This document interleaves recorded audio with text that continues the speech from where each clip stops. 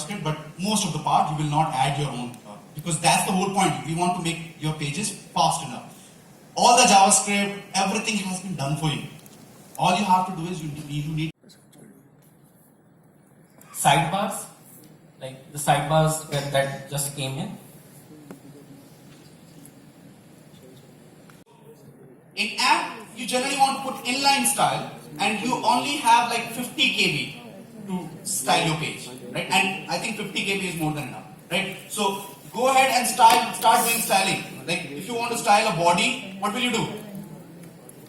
Body, and start giving the attributes for that, like padding, margin, right? In the same way, if you want to style a header,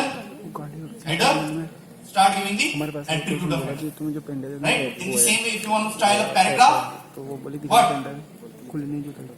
Paragraph, start giving the attribute, like font size, what should be font size, what should be the font family and all, right? So which is already defined, so we'll just use that.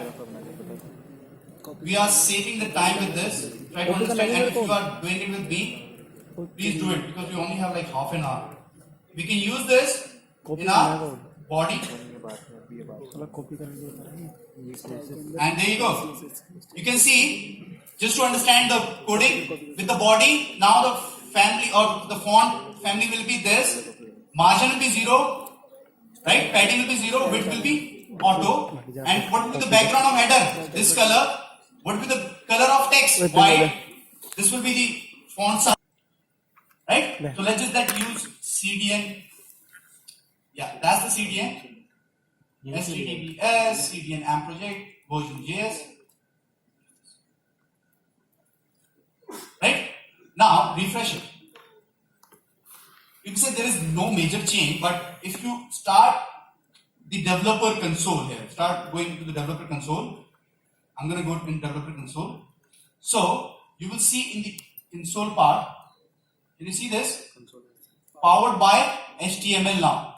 AMP HTML. Can you see that? If I remove this script, let's just remove and refresh this. There is no powered by AMP HTML or something. Right? So as soon as you add the script, now this page will be powered by HTML. Now to make it as an HTML or AMP HTML page, the first thing I need to do is what? At the HTML, what I need to add? AMP. Now as soon as I do AMP, what will happen? Refresh it. You will get. Can you see the AMP validator which is already there? How many errors? Already 6 errors.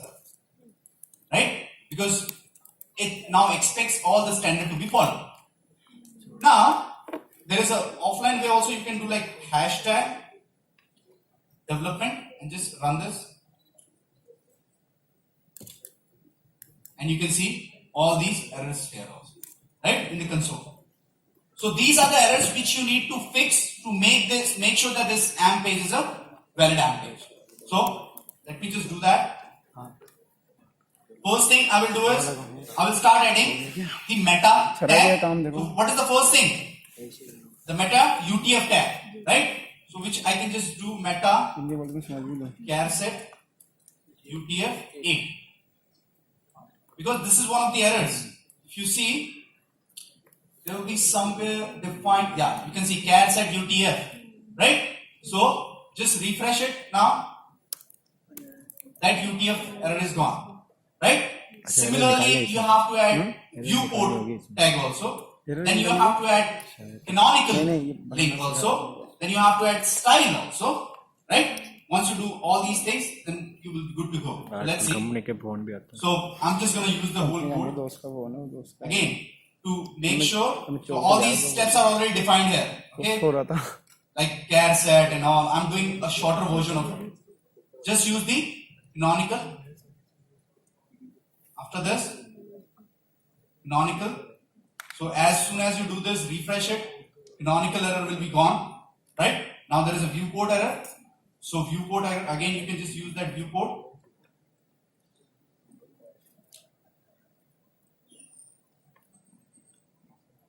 Viewport, you can put all the meta text together.